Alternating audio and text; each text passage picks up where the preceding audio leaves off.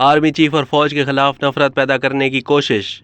PTI के रहनुमा senator आजम सवाती को 2 दिन के जिस्मानी रिमांड पर पुलिस के हवाले कर दिया गया।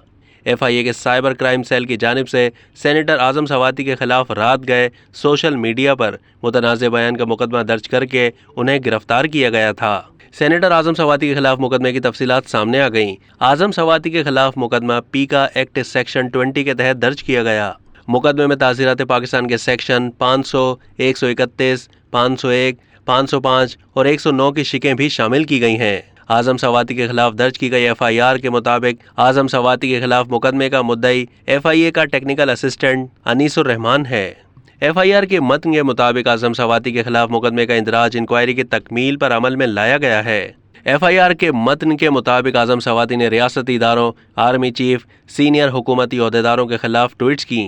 ट्वीट्स अवाम और फौजी जवानों में आर्मी चीफ और फौज के खिलाफ नफरत पैदा करने की कोशिश थी।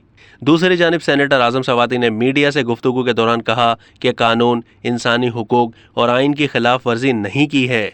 मुझे एफआईए ने एक ट्वीट पर गिरफ्तार किया। अब तक के लिए इतना ही। मज़ीद मालूमात के लिए डेली जंग के यूट्यूब चैनल को सब्सक्राइब कीजिए।